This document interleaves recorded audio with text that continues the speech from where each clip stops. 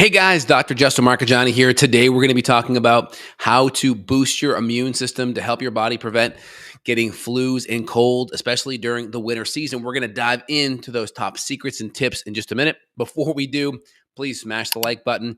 Love to see your comments down below. We'll be responding as well. All right, guys, let's dive in. So, what are some simple things that we can do naturally to boost our immune system? There's a lot of things we can do that will help upregulate our immune response. We can also do things to make our body more resistant for bacteria and viruses from replicating in it, and some simple lifestyle strategies and supplements that we can do as well. So we'll dive in. This is the live Q&A, so if you want to put your comments in, I'll be happy to answer it as we go if pertinent. All right, so let's dive in. So one of the best things you can do to improve your immune function is decreasing sugar consumption. So sugar actually has a very similar molecular structure as vitamin C. I think it's C6H12O6, looks very similar to vitamin C. And so when you flood your body with lots of glucose, which converts to sugar, or high amounts of fructose, usually most fructose is like 50-50 glucose and fructose, or 55-45 fructose and glucose if it's going to be like a high fructose corn syrup product. If it's a starch, it's typically going to be glucose. Fructose tends to be the more glycating, meaning it sugarcoats proteins, creates oxidative stress, and creates insulin resistance. But when you're surging blood sugar, especially when you're doing more processed carbs or alcohols or sodas, that's going to cause this flood of glucose, and it typically is going to bind into the receptor site where vitamin C typically would bind. And so vitamin C has lots of great benefits, from helping the adrenals, helping with oxidative stress, helping to support your macrophages. Your macrophages gobble up a lot of the junk in your body. This is called the phagocyte index. And this is how your body gobbles up junk, bacteria, viruses. And vitamin C is very helpful for supporting your macrophages. These are the little Pac-Man, Pac-Women in your bloodstream from gobbling stuff up. So vitamin C is very important for that. So if you're flooding your body with lots of glucose, that's going to prevent, or sugar, we'll call it sugar in general, right? That's going to prevent vitamin C from working and doing its job and helping your macrophage from gobbling stuff up. There's also some data where you'll look at that macrophage or phagocyte index, which is looking at your body's ability to gobble up bacteria and viruses in your body. That goes down when you consume glucose or sugar. So if you consume sugar, you're going to have this couple-hour drop. The more sugar you consume, the more you're going to have that impaired immune function. So if you're consuming sugar throughout the day, that's going to make your immune system, it's going to take down that force field and make you more susceptible to bacteria and viruses. So big thing is keep the carbohydrate in check. Some fruits probably okay. Even some starch is probably okay. Is just really be careful of the more processed sugar, the higher fructose stuff, anything more on the sweet side or on the liquid sweet side, Gatorade, sodas, anything more on the processed stuff. Be careful of that. Next thing, I love this. It's something everyone can do, but a good saline sinus flush. That does so many wonderful things, because a lot of times the viruses replicate in your sinus cavity. And if we can flush them out, flush out the mucus, which prevents ear infections, postnasal drip, sore throat, and even lung issues. If we can start to knock down the mucus in the junk or the viral load in your sinus cavity, that's going to help decrease the virus from replicating. The more the virus replicates, the more viral load there is, the more inflammation you have. So you decrease the virus from replicating, that decreases the inflammation, that prevents secondary bacterial infections that may create a sinus infection, may create an ear infection, may create a sore throat, may go to your lungs and create a lower respiratory issue and pneumonia. So the more we can be on top of that, we can reduce it. There's many studies looking at sinus saline flushing and decreased risk of ICU stay, decreased risk of pneumonia. So a lot of good benefits. We can also use that same saline and we can gargle with it, and we can decrease a lot of the mucus and the crap in the back of our throat too. So that can be super helpful.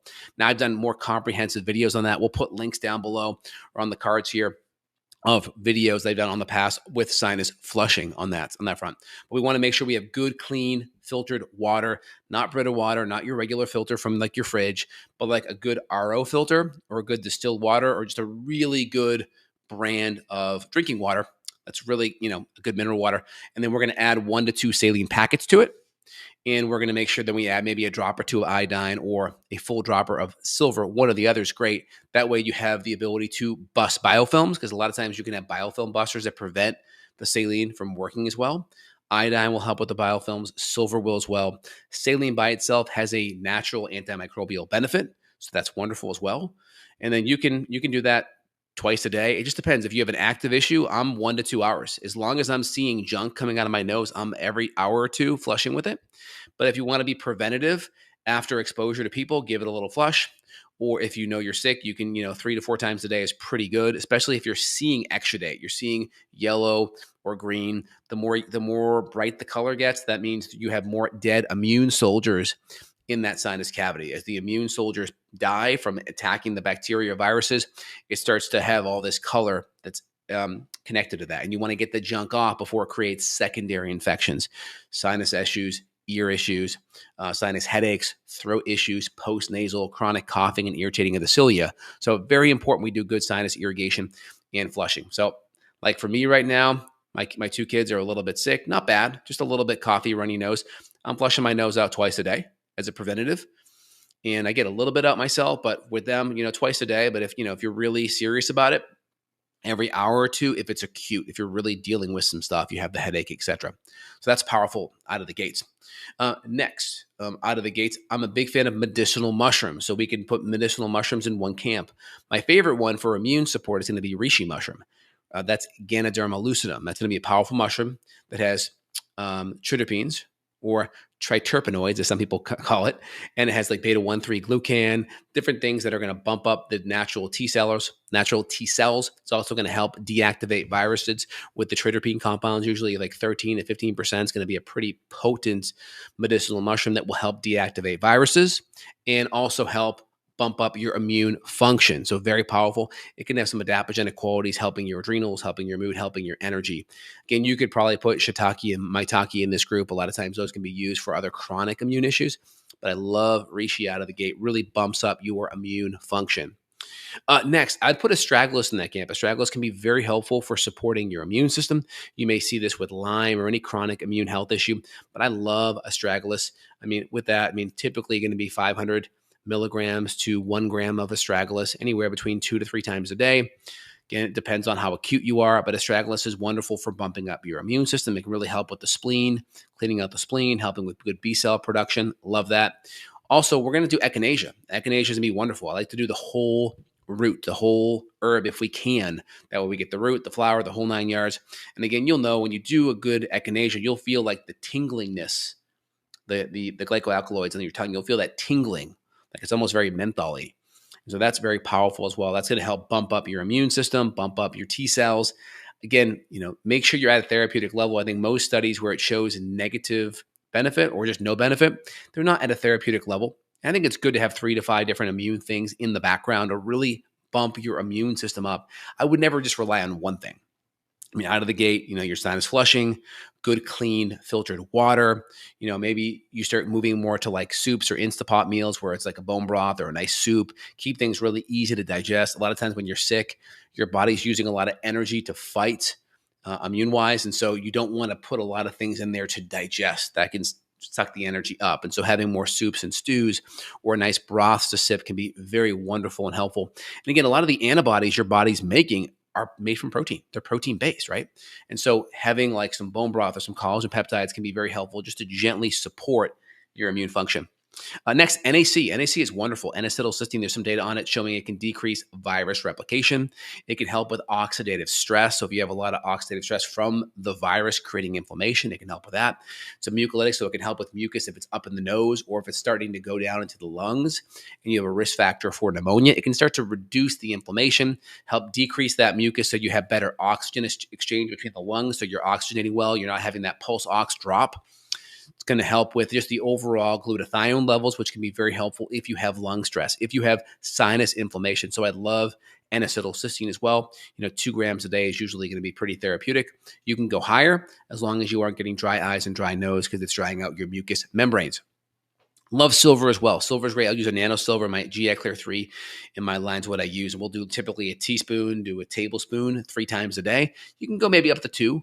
You're going to be pretty good. You're going to be at a 10 to 15 part per million or less on the silver. So it's going to be a good high quality. You don't have to worry about turning blue or Argyria. That's really not going to be something that happens from a good pharmaceutical or a good nutraceutical-based silver.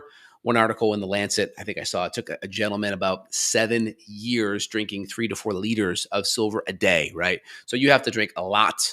and it has to be consistent. And usually people that have issues, they're making silver out of silver coins and running a battery current through it. So if you're doing a very small amount, like 10 ppm, 15, 18 ppm, it's a very small amount.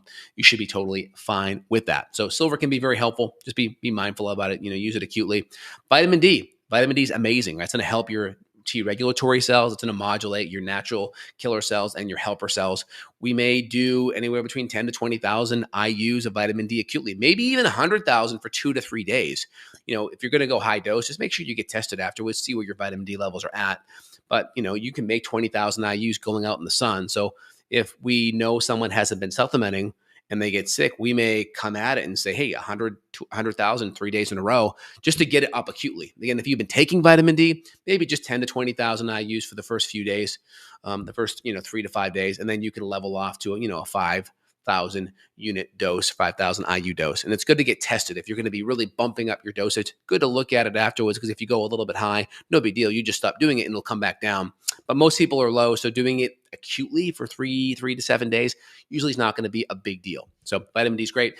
Vitamin D helps you make this antimicrobial peptide called cathelicidin, which can help with bacteria. So vitamin D is very helpful at that. A lot of different studies showing it's very helpful against flu, because you're helping to improve your immune system, your natural killer cells, your Th2 antibodies, your Th1 cytotoxic immune system going after these bugs. Okay, good. So we talked about NAC, we talked about vitamin D, talked about some diet strategy. So obviously hydration, good proteins and fats at each meal, doing more Instapot stuff. Talked about astragalus and echinacea. We talked about sinus flushing. Talked about vitamin C. And again, with vitamin C, we may also do a calibration or a load. I may have you do it until you start to have a little bit loose stool and then pull back till it solidifies. Now we know we're at maximal load of vitamin C that we can handle. That's a really good first start. Love that out of the gates. Now, I may also add in some additional zinc. Can't hurt with zinc. A zinc lozenge, 10, 20 milligrams at a time, 3 to 5 throughout the day, getting up to 100 milligrams of zinc for 3 to 5 days, I think is fine. I think it's great. So being on top of some zinc can be great, especially if you have a sore throat. You can use a zinc lozenge, whether it's a zinc gluconate, picolinate, aspartate. It's going to be good as long as it's a good chelate. And if it's a lozenge form, not a lot of sugar. Keep it dialed in. But zinc is wonderful to help it well.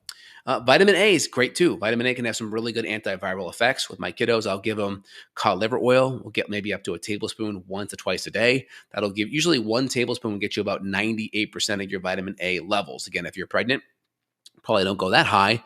Don't load up vitamin A, but maybe a teaspoon or 2 or a tablespoon max is probably okay, as long as you've looked at your overall vitamin A levels. But a tablespoon once or twice a day is going to be great. If you're not pregnant, get the vitamin A levels up. Once it's natural vitamin A, that'll have some really good immune benefits as well. Also throw andrographis in there. Andrographis would be like in the same camp as kind of astragalus and echinacea. They're going to be good immune boosters. See, for any throat stuff, we can do like a wild cherry extract or ginger. Ginger tea is going to be wonderful for throat, for supporting the lymphatic system. If your lymph nodes are getting congested, very helpful at helping the lymphatic system move. Also has very good anti-inflammatory qualities to it, and coagulating issues. So really keep everything moving, keep the lymph moving, keep any of your blood flow moving, so there's no coagulation at all that's going to happen, because ginger is a natural blood thinner as well. All right, guys, some good things out of the gate. So feel free to start with 1 or 2 things. Easiest thing out of the gate is just get your hydration up. Maybe get your sinus flushing going, some sinus irrigation. We'll put a video up for you guys to see. Get your food a little bit cleaner. Cut out any processed sugar. Oh, last but not least, get your sleep up.